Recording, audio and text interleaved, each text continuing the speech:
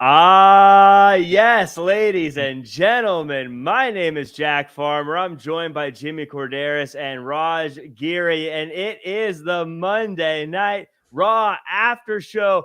Raj, that intro theme just goes hard, man. Jeez, it's very dramatic. I am so oh my goodness. It's like the end of The Fugitive. I know. I was like, I hope I can live up to this. Wow. But geez Louise, wow, I'm excited.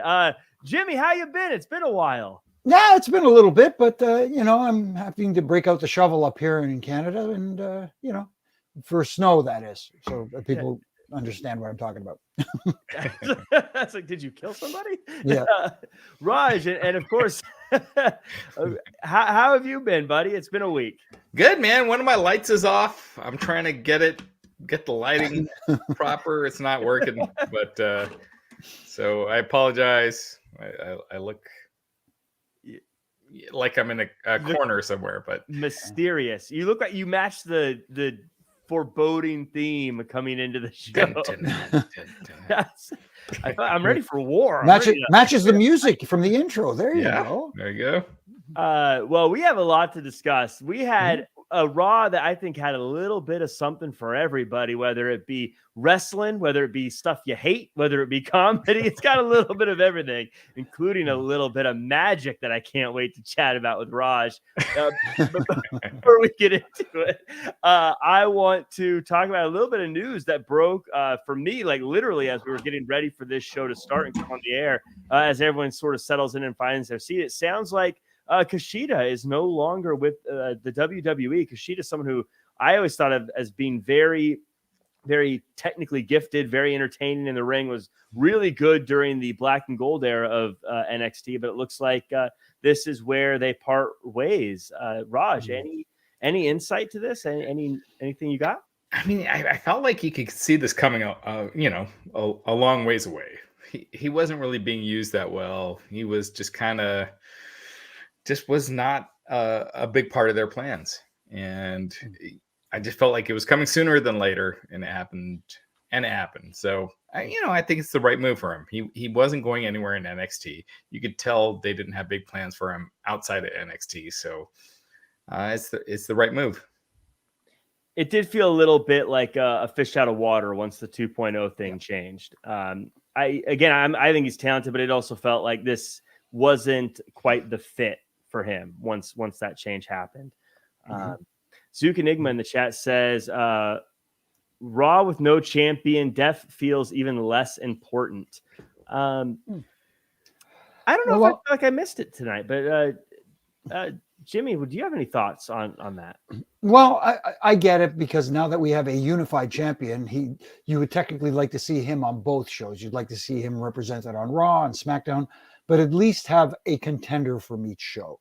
And this is where I talk about back in the day, where let's say they have two other titles. They have the United States Championship, which we saw defended tonight, and they have the Intercontinental Championship.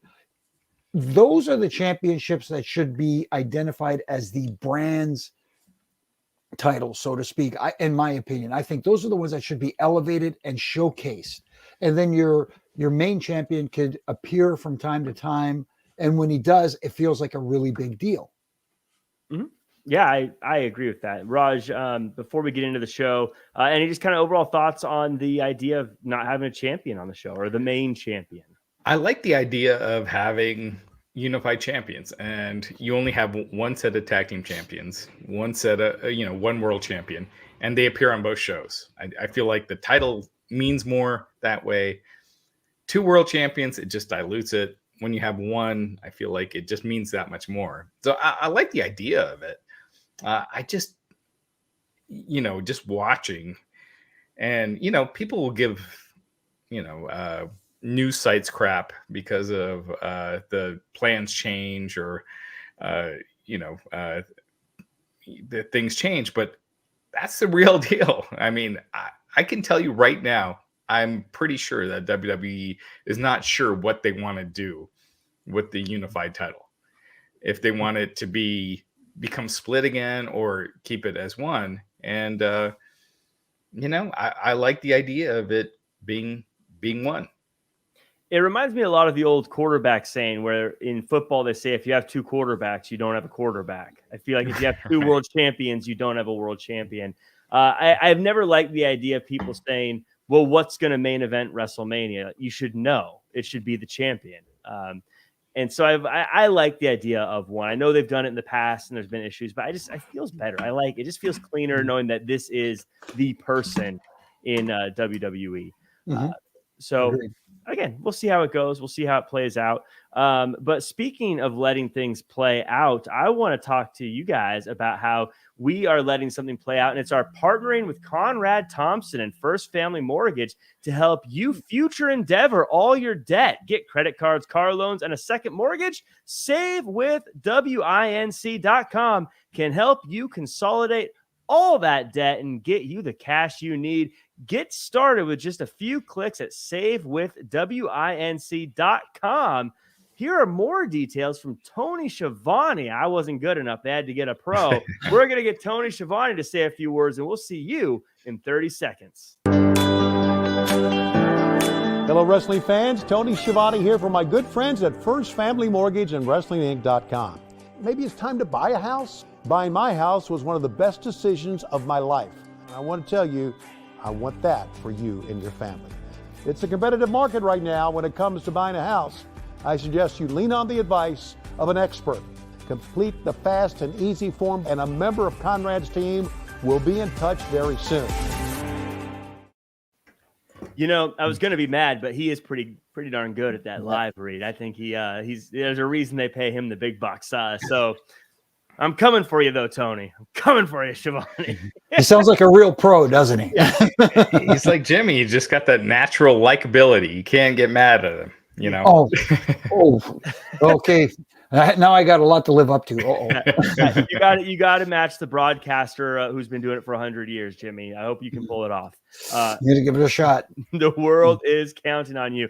But before we get into the show, I do like to always say thank you to everyone who's watching on the YouTube live with us, whether it be Mr. X, CDL94, Ricky Zaldivar, Samantha, Ethan Cruz, Brian Hayes, Dylan Matthews, Samantha, Paulib Gosh, Zook Enigma, RYN, all you guys. Thank you so much for joining us. And if you're watching this later, feel free to hit the like button, comment, share, subscribe, leave a little comment in there. I always like to read those. 5-star review us, why don't you? Put a 5-star review on Apple and leave a little comment there. I like to check those every now and again and see what people are saying. Sometimes they're mean. Say something nice, brighten my day. Why not? Let's get into the show, though. I want to start. By the way, I thought this was a great show. I actually really liked it. I thought this was a very good episode of Raw. I don't know what you guys are going to think. I have a feeling I know, but let's just go step by step. We start with the opening segment, and it's Cody Rhodes and Seth Rollins. The crowd loves Cody, and Rollins respects him until Cody's incessant taunting makes Rollins upset. He says that Rollins says he talks the talk, he walks the walk better than Cody, but Cody takes it to a crowd vote. So Rollins says in the main event, he'll have a surprise opponent for Cody, much like Cody was the surprise opponent for Rollins.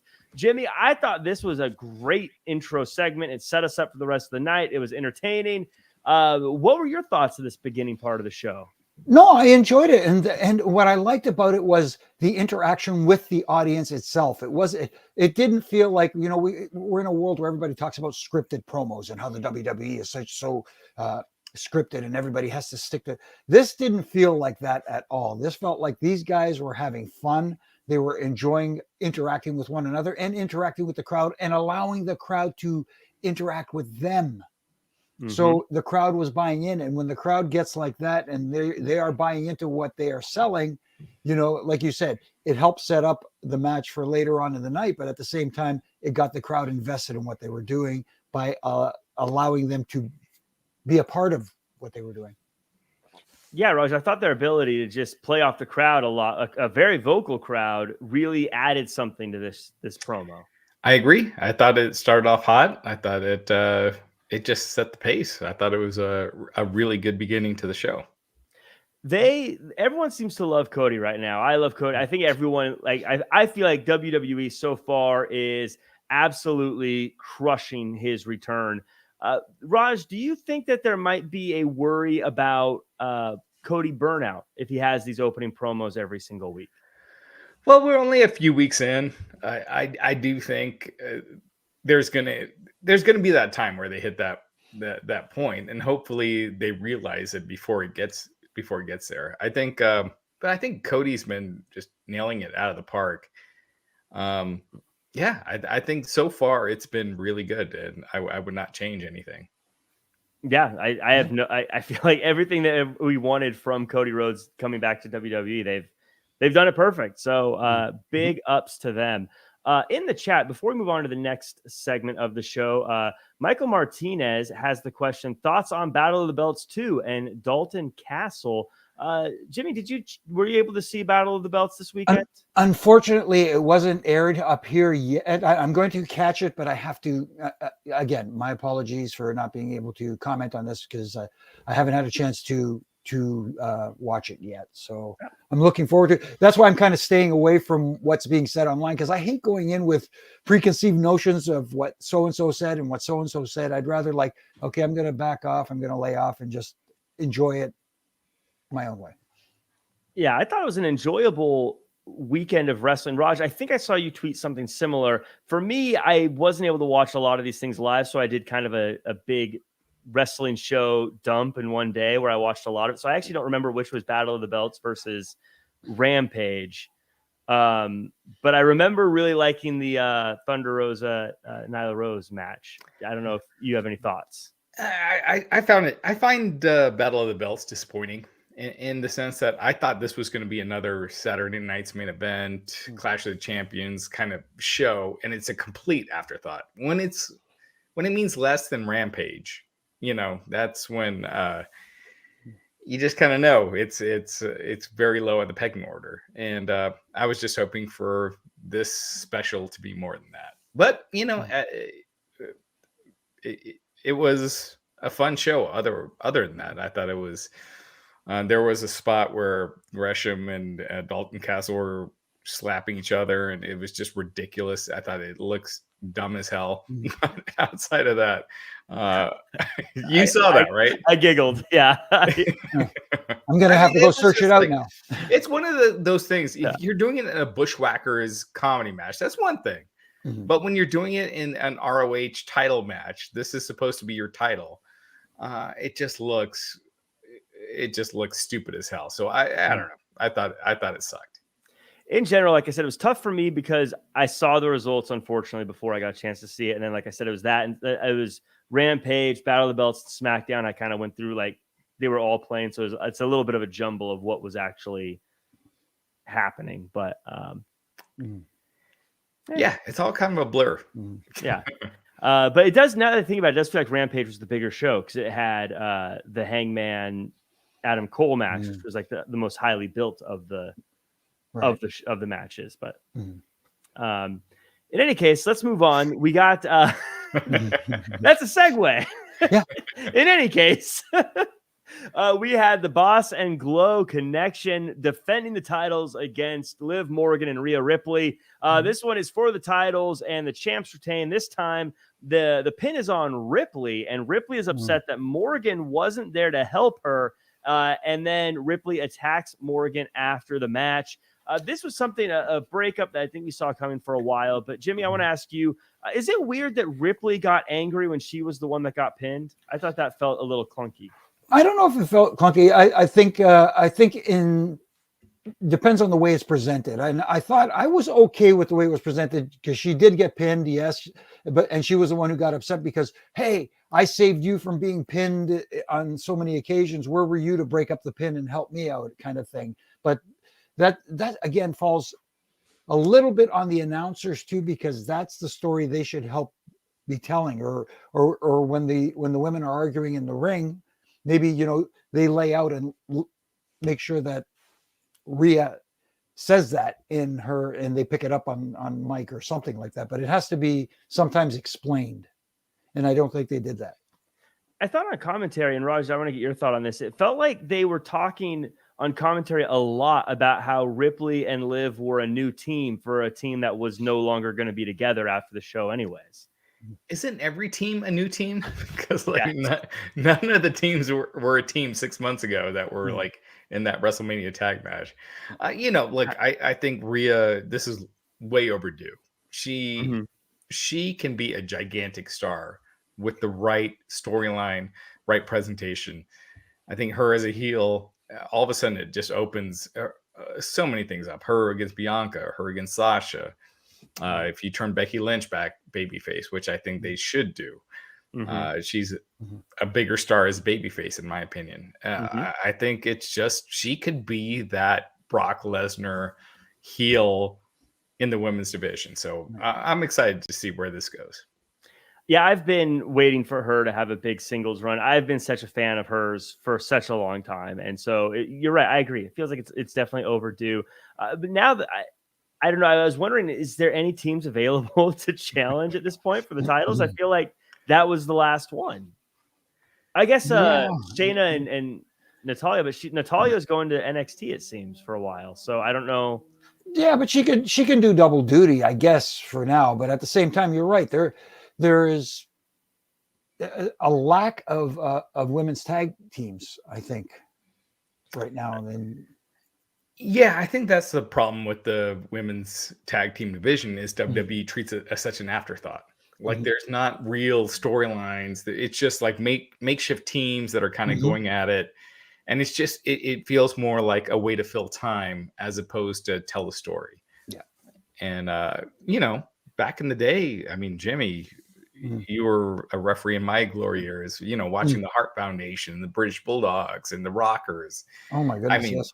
It was a who's who of tag team wrestling, and you got invested in the storylines, Demolition, Strike Force. Goodness. Yeah. I mean, like, I remember even, doing a Survivor Series match where there were 5 tag teams versus 5 tag teams, and all 10 teams were, viable, and people were invested in all 10 teams. Yeah.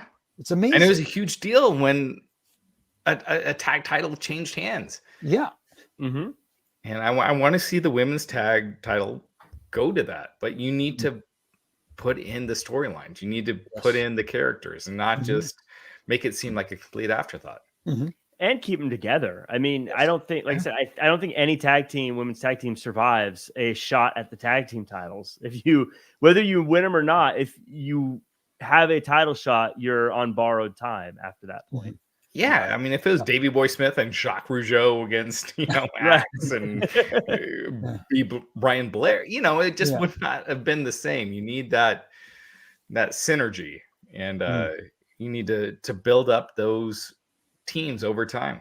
It's amazing you picked those two, though. Like, as I remember the heat between the Bulldogs and the Rougeaus way back in the day. Boy, I was unfortunately a witness to a pretty bad scene. But anyway.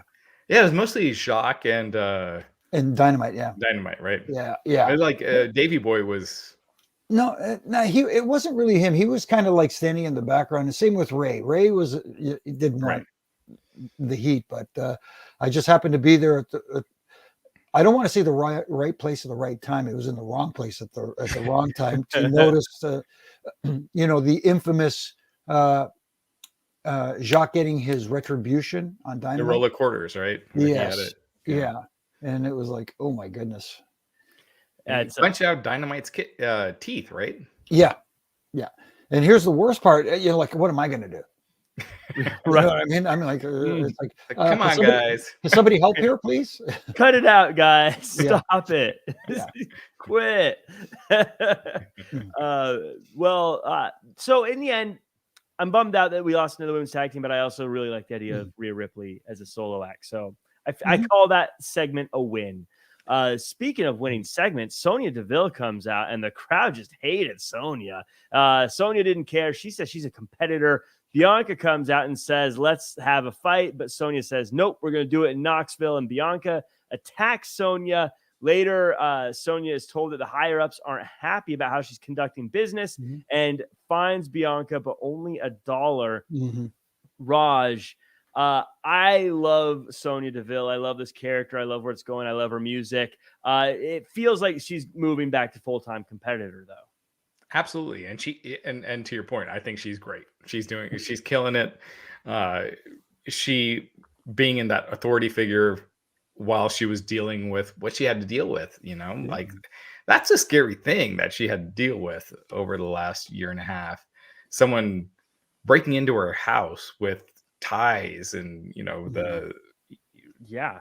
I mean, it could have gone south. And so I can only imagine how hard that is mentally. But for her to come back with it, she's killing it on her promos. She's awesome.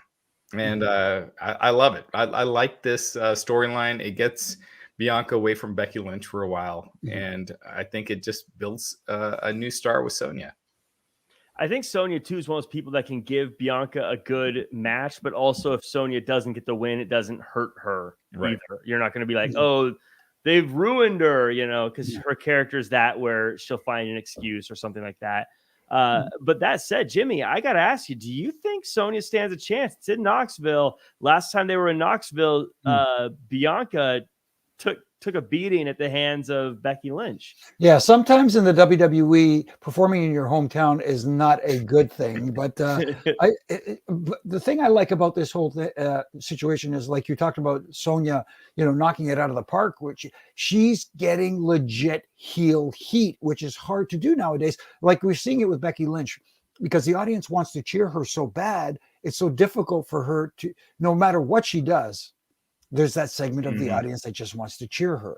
Sonya Deville has done a wonderful job using her authority position to garner that heel heat. And now she's continuing it in the ring with her promos and the way she's conducting herself. And again, she's projecting that to the audience, and the audience is buying in 100%. And to Jimmy's point, I think one of the things that hurts Becky and Edge at times is when they're like, you people are the reason why I've turned, and doing that, where it's like, you were the most cheered person on the show. Right. They never turned on you. You were, whereas Sonya with this character. That is true. You were the most popular person. Yeah, exactly. How dare you cheer me more than everyone else? How dare I was the most over person on the show. I sold so much merchandise. I hate you. But Sonya, she keeps it real. Like, it's believable when she's doing it, which I think is great. Yeah. So it will be interesting to see what plays out with her and from the GM perspective, because it sounds like there might be some drama in the way that leaves things as well. So we'll see. Something we saw happen pretty flat out is Veer showed up and had a match with Jeff Brooks. Dominant win for Veer, as it should be. And, good on Jeff Brooks for getting on national television. That's a big deal for people, the wrestlers there getting on TV, and good on him for getting to be able to do that. Jimmy, Veer, how do you like Veer now that he's here? We've waited for him for a long, long time. How do you rate? What grade would you give Veer so far? I'm still on the fence because, last week he did have a dominant win against Dominic Mysterio. And, I get that. And the young gentleman again, who he faced, Brooks, Jeff Brooks. Jeff Brooks. I get it. This feels like old school, I hate to use the term enhancement talent to get the monster heel over. But at the same time, I don't know if it works the same today as it did back in the day. We talk about the audience not buying in. I think they want to see him beat someone of some sort. We need the Iron Mike Sharps. We need the SD Joneses. We need the, you know what I mean? And I don't really see anybody like that right now. And I think he needs a few of those before he moves on to more name opponents, so to speak. It does always make me wonder why they don't have guys. I always use Drew Gulak as the example, even though he kind of was this on SmackDown this week. But I just feel like he's someone who he's good.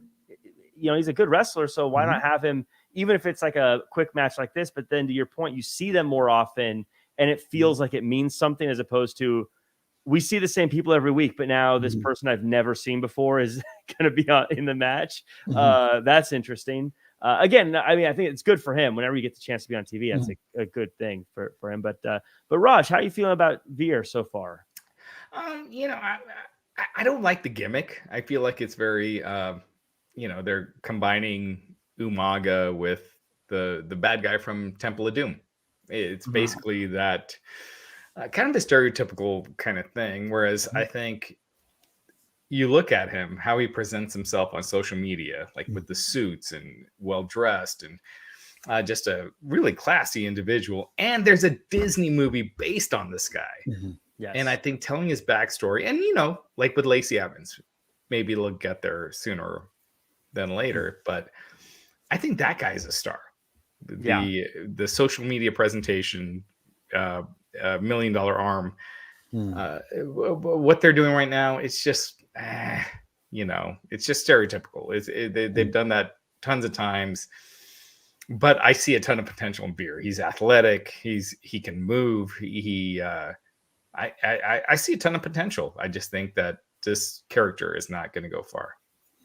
I've said it before. I always think that on the main roster, you've got to survive a run as something not great, and then you get to be great after that. Like even Omos for a long time was just the yell guy. You go, "Rah!" And I think that Veer is getting through that. If he can get through that, then they'll let him move into the social. Because you're right. If anyone who's not following Veer on social media, check him out on social media. The dude looks like $1 million in his suits and the way he presents himself. He looks so cool, and I would love for him to be able to present that version of him. And they are finally teasing the $1 million arm thing when he does that clothesline.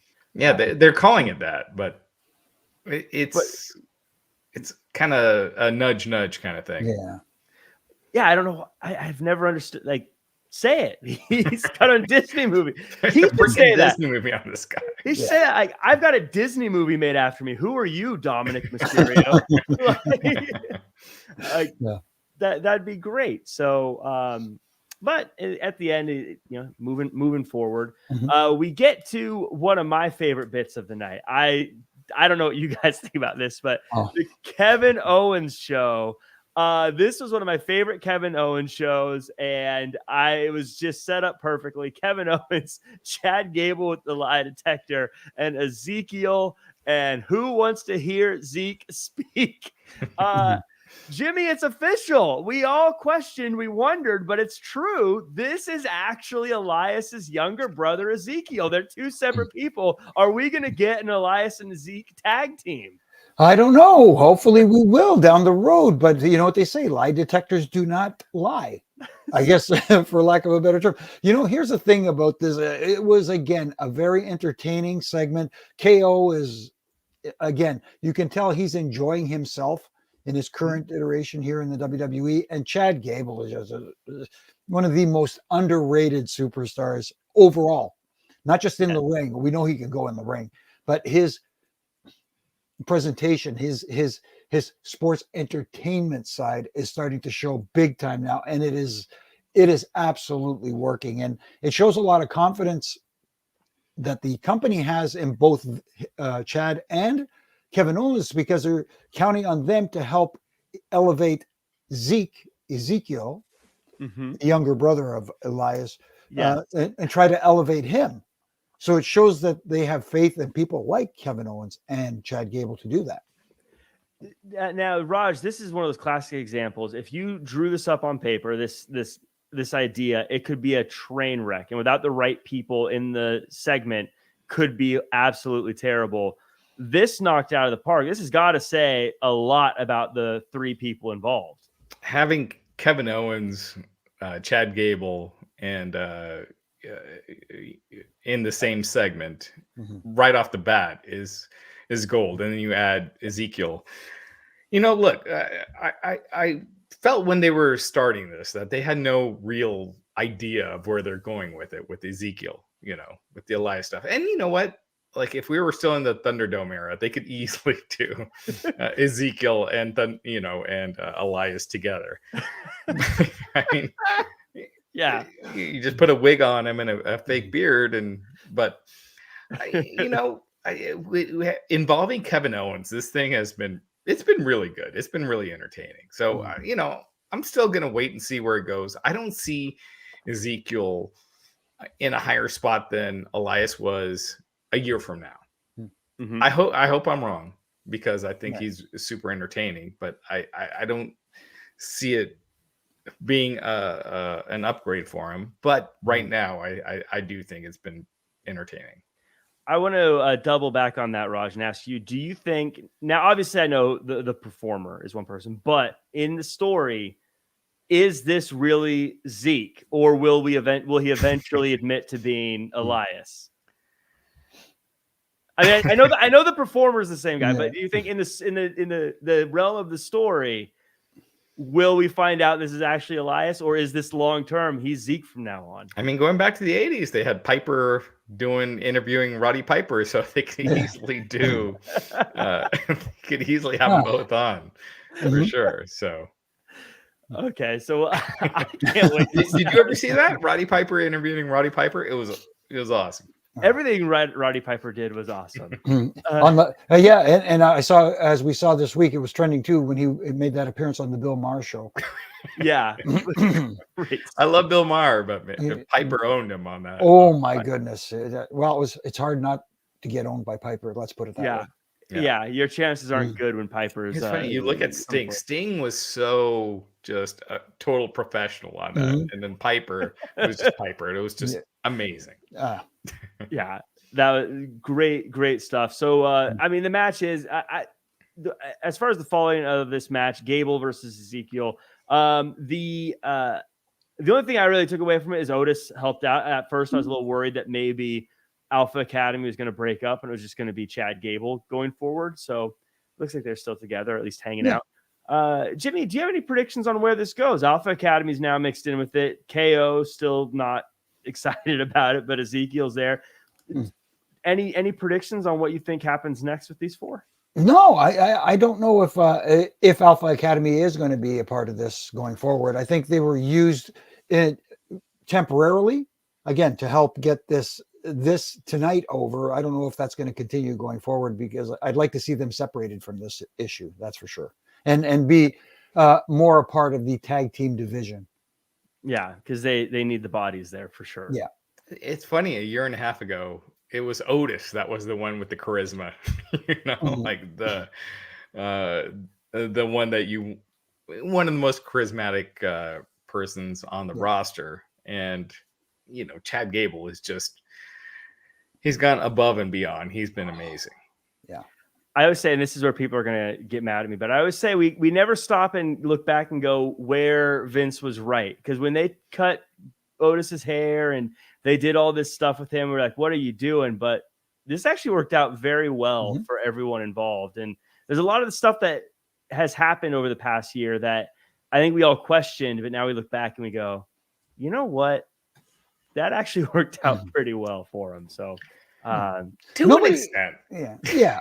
Let's put it this way. Nobody bats 1,000. They don't, right. But you gotta remember that this gentleman's been doing it for a long time, and I think he's gotten more right than he's gotten wrong. Yeah, for sure. And but I still do think having Mandy Rose and Otis play out in front of a crowd would have been, the way to go. They can still do it. They could bring back Toxic Attraction, could come to Raw. It'd be great. Oh, all they have to do walk by each other in the hallway, and all of a sudden you see the wheels turning in Otis. Take my breath away. Yeah, there you go. Hey, it's Top Gun season. Why not?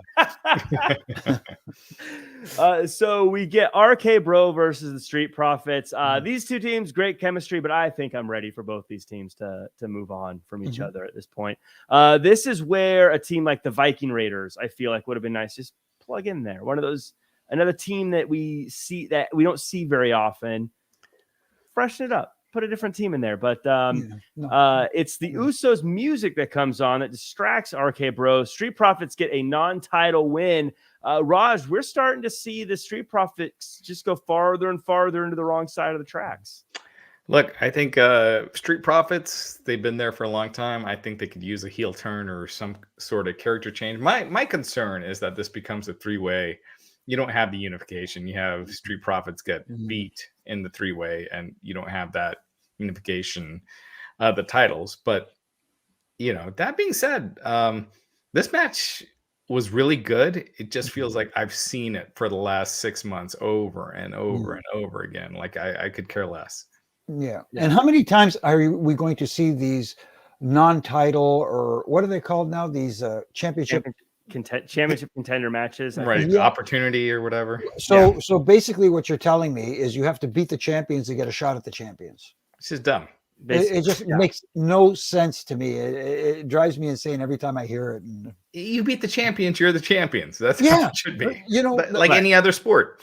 Mm-hmm. Could you imagine you get to the Super Bowl and you beat the Rams and they're like, okay, next year if you beat us again, then you're the Super Bowl champion. Yeah, exactly. Well, if UFC, if the main event was a championship opportunity, it would be ridiculous. But again, that's where I think you could just slide in a team like the Viking Raiders. Mm-hmm. Same thing could happen basically, except RK Bro gets the win. I don't know, something, but I just say the Viking Raiders. They got a ton of teams. You can just Los Lotharios, throw whoever in there. But once you unify the titles, you unify the tag divisions, all of a sudden it opens up a lot of opportunities as opposed to the same tag match over and over. It's just been Alpha Academy and RK Bro and Street Profits over and over for like the last 4 months. So agreed. I guess I also get it though when you're looking at the roster. If you're them saying who should we put on, you're like, well, these are the 3 hottest tag teams we have. Let's put them out there. But eventually you got to put someone else in there to keep it fresh. You can have a feud without the guys just wrestling over and over.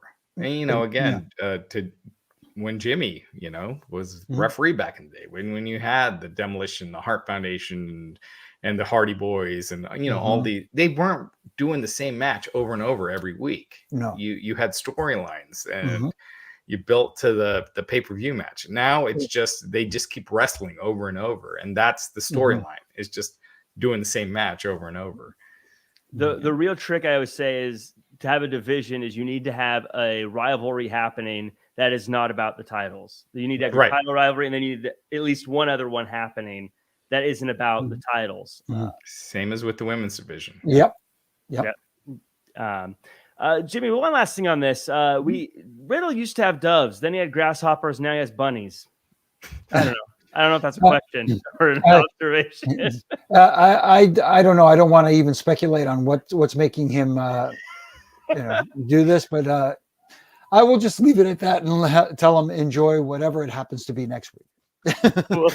We'll see. Maybe it'll be back to the birds. Maybe it'll be I don't know. Maybe it'll be puppies. I don't know. Something different. We get a segment backstage, and this is what I've been waiting for all night to talk about. Edge and Damien Priest, they talk about how they should be getting more because of things like Damien Priest with Bad Bunny last year, now not getting a WrestleMania match.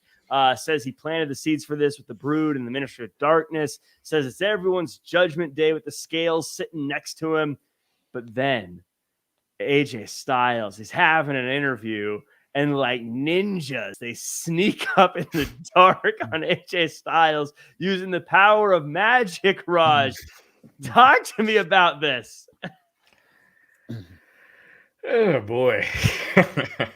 Look, I love Edge. I think his ability to reinvent himself is unparalleled. Like very few people. Undertaker and Jericho are the only other ones that have done it more successfely. And Edge is who knows, he might get there too. This sucks. I thought it just doing the magic. I don't know. I just think it's above Edge's stature. It just feels like he's stooping low with this. I don't know. I think it sucked. I felt like Jimmy, and this is I'm a huge fan of Edge. I'm a huge fan of his promos. Yeah. I felt like this was one of those things where he said a lot of really cool things, and then when you look back on it, you're like, wait, what did he say? I don't know. Brought up Gangrel the whole bit. Yeah. It felt like there was a lot of stuff, but like, it felt like after he was done, I was like, that sounded really nice, but I don't know if it made any sense to me. Like we're doing this because we want more. I planted the seeds 20 years ago. You forgot quickly. I mean, it was 20 years ago. What do you mean we forgot quickly? I don't know. I liked it, but I don't know. What are your thoughts on it? No, I think intentionally it was meant to confuse people a little bit, but at the same time, I think we are past the stage now where the magic happens. I mean, it's a little bit different when you turn out the lights and you sneak attack somebody, but to turn out the lights and magically appear, I guess in today's day and age, it doesn't work like it used to back in the day because you spent so much time building those characters. And there was a little bit more of a sense of suspense of disbelief. Is that what it is? Suspension of disbelief. Right, Yeah. yeah. Suspension of disbelief. Nowadays, today's audience doesn't accept it as much. Like I said, I've been through so many eras of WWE. That stuff I'm accustomed to it, so it doesn't bother me as much as it might bother others.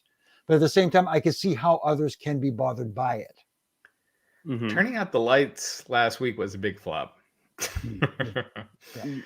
Yeah, I think I Between- set the stage for that kind of hurt this week Mhm. with Yeah. that going into it this like you're like, oh, okay, I don't Well, know. last week they did the thing with Damien Priest. All of a sudden, he's just looking in the camera. The lights went out, and he's just smiling, and that was the end of the match. Mm. Then you had Satnam Singh. That was a big fail. Mhm. Even though it was way better what they did on Battle of the Belts. But Yeah. They lights go corrected, out. but It's yeah. got to be a big surprise. It's Mhm. got to be freaking Ultimate Warrior. Like Right. that kind of a thing. That would be a surprise. It would be. Yeah. But I don't know. I've said before, I like the magic when it's like match related. Like I like if someone's like a Michael Myers invincible in a match. Like, okay, I get that. That's fun. And like you can hit him and nothing phases him or whatever. Like but Taker. Yeah. like Taker, yeah, you go, Yeah. okay, I get that. But yeah, when it comes to I guess I don't really get how the magic plays into why they feel like they deserve more and what I don't understand why magic is involved because Priest didn't have a WrestleMania match. Mhm. That doesn't make sense. That doesn't make sense to me. The Magic would have booked yourself into a WrestleMania match. But I like everyone involved, so I feel like I want to give it more time. Yeah, well, so let's give it a chance at least. Anyway, We'll give it a chance. we'll give it a chance. Edge, I have faith in Edge. Yeah. I'm not digging it so far, but I do have faith in Edge. Yeah, if it was other people, I might be a little worried. Mhm. But I think they might be able to pull this out. We'll see. Right. Theory had a match with Balor, and this I guess the match was cool, but Raj, I want to get your take and just talk about this. I think we are in the same boat. It just feels weird calling the guy Theory, like Austin Theory. Just call him Austin Theory. Yeah, so part of his real name is Austin. So Vince just decided no more real names at all. So like Raquel Gonzalez, her real last name is Gonzalez, so now she's Raquel Rodriguez, which Raquel Rodriguez is a cool name, whatever. Yeah. Just Theory is not to me, that's not a cool wrestling name. It doesn't fit him. Right. You know, kind of like Riddle doesn't really fit Riddle if it's just the word. Right. It's that whole, what do you hear them saying as the main event for WrestleMania? Do you picture that name in the main event? And just Theory. And sometimes I step back and I'm like, okay, as a hip hop name, is Theory a cool name for a rapper, or is it a cool name for a band? And they might make it work, but as an athlete, it just does not connect to me. Yeah, especially as like an obnoxious athlete. Right. It doesn't really connect. Mhm. I'm not against it being a one name thing. Like, you wouldn't Rusev. change Rusev. Yeah, that's fine. Yeah. Like, Mhm. But when it's a word, I want to attach the meaning of the word to the guy, and he sounds like an evil scientist. Yeah. See, that's the biggest problem with this whole thing. Like you said, it's not the fact that his name has been shortened to one word, like one word or one. It's the actual name itself. Theory is the problem. Just like you said, you mentioned Riddle as well. That's kind of like when you hear the word Riddle, the first thing that pops into your mind is you're trying to, Yeah, is he like the Riddler? Is he Right. going to try to stop Right. Batman? exactly. Make a bunch of puzzles. Yeah. Right. I want to see Riddle make a bunch of puzzles. Like Die Hard 3. I'm just wondering. I'm just wondering if the fact that Steve Austin came back this WrestleMania had any reasoning behind them dropping the Austin part from this. But then you do it before, not after. Yeah, I know. I don't know. I don't know what the thought process is on that one.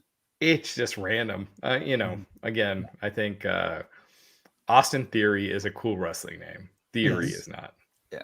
In my opinion. Yeah. But it shows that they've got a lot of faith in him by putting him in the position he's in now. And hopefully, when I talked earlier about them elevating possibly the US Championship on the Raw side and the IC title on the SmackDown side, maybe name aside, this can help elevate that championship because it is associated with Vince McMahon as well. And we saw the heel side locker room kind of empty out to congratulate the guy. And, everybody's wondering, well, why are they coming out to congratulate? Because everybody wants to be on the boss's good graces. You know what I mean? I actually really like that they had everyone empty the locker room and hoist him up, and Vince McMahon came out. It did make it feel like what was kind of a moment. This is actually really, really a big deal. Mm-hmm. Yeah, it felt like a big deal. And props to them on that. Having Vince come out, Vince. Again, I think Theory checks all the buttons. He checks all the boxes. He's got the look. He's got the athleticism. He can talk. He can go. Yep. Yeah, I think he's the Just next guy. Yeah. Can I even change his first name? Call him James Theory after Jimmy. I don't know, give him something. Whatever, but yeah, I like the end of this. It felt cool. I did think that someone was gonna like drop him after they picked him up, though. Like Dijakovic was gonna drop him or do something like that. Or I thought Vince. I was like, maybe Vince has another title run in, and maybe that's what this is all about. He does the thumbs down. Yeah, I literally gave him the thumbs down. There you go. So I'm interested. I'm interested to see where this goes. So we will see how that plays out. The next part of the show is another part I'm very eager to talk about, and it's the 24/7 wedding that happened. The brides looked lovely, but the crowd was not into this at all. They wanted the whole thing. Tamina wanted to swap husbands. Then she wanted to swap brides. Then she wanted to swap again. And then Reggie pinned Dana. And then Tamina pinned Reggie. And then Tozawa pinned Tamina. And then Dana pinned Tozawa. And just like they said on commentary, after the whole thing, we're all kind of back to where we started. Square one. Jimmy, I thought that weddings, they're always silly and nonsense in wrestling. But I thought what kind of bummed me out is when Tamina paired up with Dana Brooke, I thought we were going to get a women's tag team. And that's what that was going to be about, because they had the women's tag team champions out there as well. I thought that's what they were building to. So once they undid that, I felt a little bit like, oh, okay. No. No, you know what? It's funny you said that, because that's kind of crossed my mind. I said, oh, here we go. There's a good pairing that would work as a tag team, Tamina and Dana. Brooke. Yeah, that would be awesome. And I think the biggest problem I had with this entire segment, though, was the length of time it took. It took up a lot of valuable TV time. If it was a shorter segment where they just did their stuff and had some fun and get your yucks in, so to speak, I think it would have been more tolerable for a lot of people. I think the fact that it took so long to get to where they were going, which was back to square one, as you said, I think that was the biggest letdown for me, is the amount of time it took up of the show. Yeah, to get to nowhere, not to change anything. But speaking of how much time it took, Raj, this is where I feel like crowds have been getting a little feisty lately in WWE. And I like crowd interaction, but at some point I always think, just let them get through this so we can move on. I feel like this segment got drug out because they had to keep waiting for the crowd. I thought this absolutely sucked. I thought this was the worst thing on the show.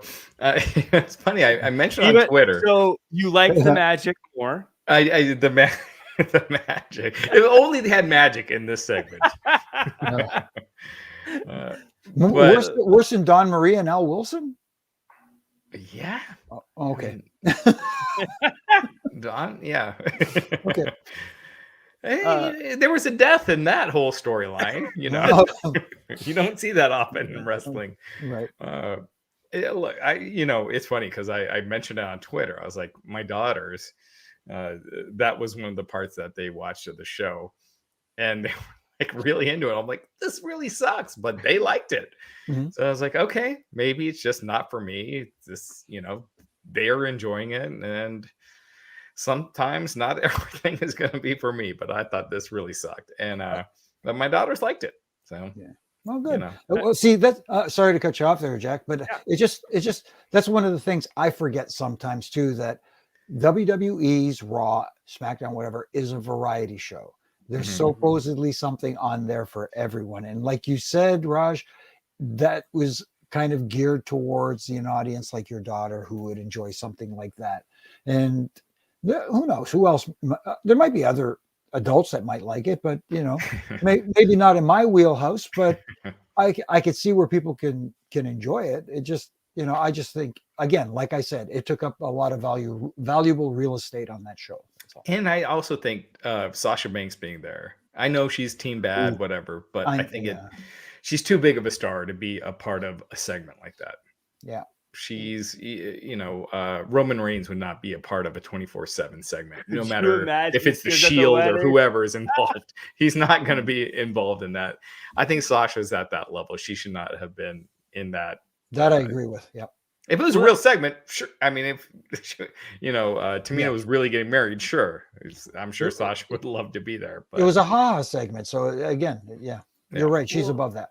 Well, like I said, if they did Brooke and Tamina becoming a tag team when they switched partners and then said we're going after the tag team titles, then it makes sense that everyone was out there. But once they went back to my big complaint is that it was for nothing. It literally is back to zero. Nothing changed. But we got those up there. I'll only like a wedding if Michael Hayes comes out with a bottle of Jack singing drunk. Oh wow. That would be awesome. Now, I would pay to see that. Yeah. that's what they need. That's what this show is missing. Exactly. So it felt like this was a 4-week build up and a 10-minute segment to say we're back to square one, but that's the 24/7 title for you. Yeah. MVP and Omos, they send a video challenge to Bobby Lashley. Bobby Lashley accepts. We're getting it next week. Raj, this one's going to go a little different, I'm guessing, right? When you think about who the challengers that Roman has ahead of him, there's not that many. There's Drew, who I would guess they're saving for the UK pay-per-view. Cody, I'm guessing that would be SummerSlam. So who else do you got? I mean, I know they're probably going with Nakamura, which makes no sense. It seems like a complete placeholder. So I would think it's Lashley. And if it's Lashley, I don't think he should be losing again or losing right now. I think he should beat Omos again and be that next challenger to Roman. So yeah, the one thing with Lashley, I feel like him doing the pandering to the fans just is not jiving with me. Like, I feel like he's more natural as just a badass, not caring, just with that stern look on his face. And I think he's more effective that way. When he's kind of, being the happy-go-lucky guy, I just feel like it takes something away from his character, in my opinion. It's the exact opposite of guys like Edge. He's the one that's like, I love you guys. It's like they booed you for years. What do you mean you love them? But I think my prediction is I think Randy Orton and or Matt Riddle have a run at Roman Reigns after the title unification thing. I have a feeling. If it's anybody, I'm praying it's Randy Orton, because I think was it Road Dogg who tweeted tonight something along the lines that Randy Orton is the best TV wrestler out there. I think people love him. I think that he's actually primed for something like that. If it wasn't for the fact that Reigns is on a historic run, I would say he should definitely win the title. Well, maybe if they do unify the tag team championships and the Usos, claim those titles for the bloodline, maybe we do see in the future a Randy Orton, Roman Reigns confrontation, which I would be all for. I like that idea. Yeah. And he's a legend killer. He could end the legend of the, I don't know. I just like saying legend killer. But speaking of Roman Reigns, we do have a chat here. Jared Wilson says, Is it true about WWE having no plans for Reigns to drop the Universal title even after WrestleMania 39? Saw it banded about online. I mean, I'd imagine that they don't have. I'd be shocked if they had any plans for WrestleMania 39 at this point. I guess they've got ideas out there of what they would like to do, but obviously we know the big rumor out there of who Roman Reigns might face a family member at WrestleMania 39. But that depends on so much going on because that family member has a lot going on, and it's changing constantly. Yes. I mean, who knows what kind of movie project that family member will get? Clearly, even if it is The Rock at WrestleMania, Rock's not going to win the title, I wouldn't think. I cannot see him sticking around for months and then dropping the title back. So clearly Roman would win and go beyond that. But yeah, I mean, who is in the position to beat Roman Reigns? Roman has so much stock in that character that to beat him, you shouldn't do it just to do a 50-50 kind of thing. It should be a big deal when he loses, and it should be the right guy. And there's just not anyone that's kind of right. That's kind of there right now, in my opinion. No, I heard a name bandied about today, Cody possibly being that guy. And if it is, then that would be something. If you can't get The Rock for WrestleMania 39, where he does finally achieve his goal for his dad. Like that could be a good. I hate to use the term backup plan in case The Rock doesn't show up, but I think it would work. I mean, I think with The Rock, you have to have a backup plan because he is theoretically he'll be running a football league next year at this time. Right. True. That's what when people start planning for him to be doing these things, you just think there's the amount of money to make it worth his while is just astronomical. I don't even think it's the money. I think Rock could care less about the money. I think it's just, if he's doing. So the last time he wrestled, he got injured. That he could not do press for Pain and Gain. And so they were pissed about that. Like he's not able to do media.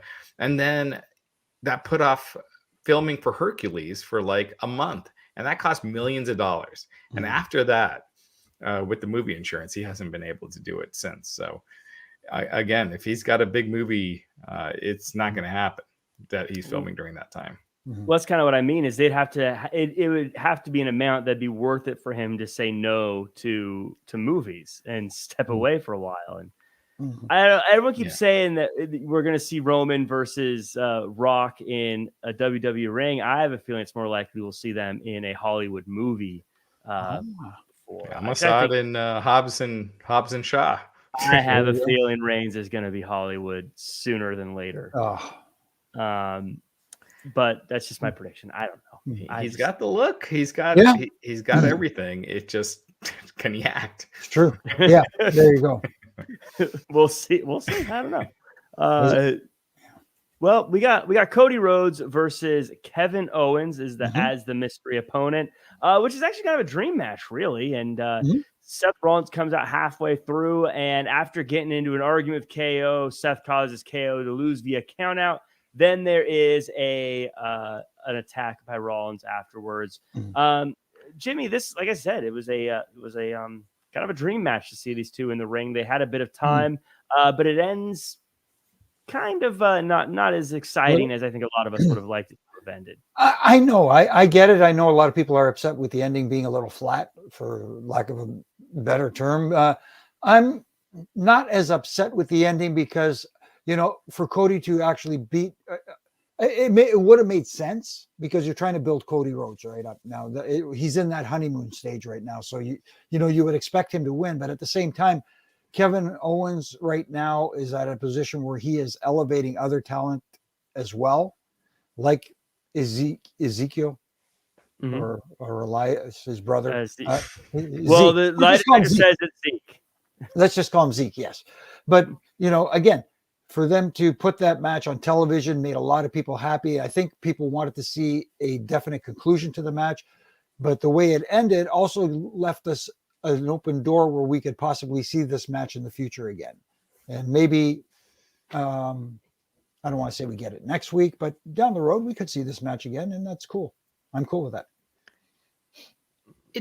I thought it felt very like all of a sudden they realized they don't have much time left, and they're like, "Oh shit, we got to rush and get this done." It just felt very rushed. I don't know. I didn't like it. Again, I think Cody and Kevin Owens, that's a pay-per-view match. That's something you should advertise ahead of time. That should, that's something you say like next week it's going to be Cody and Kevin Owens.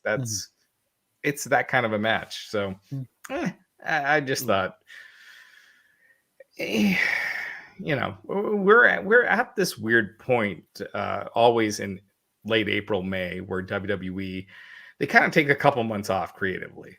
Like it's just kind of like WrestleMania rematches, and it's too bad because they build so much momentum from WrestleMania. They got a ton of people watching more than ever, and instead of just riding that wave, they just kind of just take time off. And the one time they didn't, in 1998, Stone Cold Steve Austin, when he beat Shawn Michaels, they were hot that summer, and that caused a spike in wrestling popularity. Right. I'd like to see them do that again, but they're not. So I just feel like the next 5 weeks are going to be just not much happening. Yeah, it's I feel like, not to be that guy that nitpicks the order of the show and whatnot, but I think if they were going to do this ending, this is a first hour main event, and then you have Austin Theory win the title in the main event with everyone coming out and Vince McMahon coming out. And leave with that feeling of like, wow, that's really big. I didn't think of that. That's a good idea. And like I said earlier, trying to elevate the perception of the championship, ending the show that way would have done that a lot better than doing it in the middle of the show. I love that idea. Because I do too. Because remember, I said remember, but people remember the last thing they saw, and having, like you said, Jack, if they would have seen Theory on everybody's shoulders, holding the title of the United States Championship up high, that's how you go off the air. That's what people remember. And Vince McMahon out there. I mean, anytime Vince McMahon's out there, that's a big deal. So, yep. We get Sheed Black in the chat. Offers thoughts of Raw was terrible tonight. Wedding was funny though. I think wow, I think I'm in Bizarro World because I think the opposite. Same here.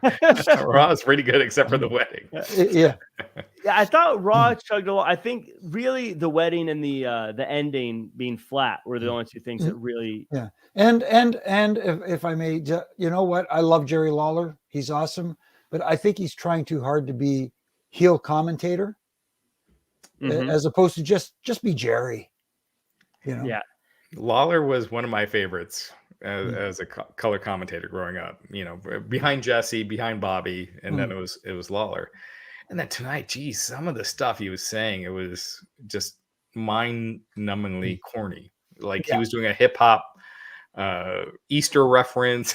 It's just like, oh my God! Like, how far backwards are we going in coolness? Yeah.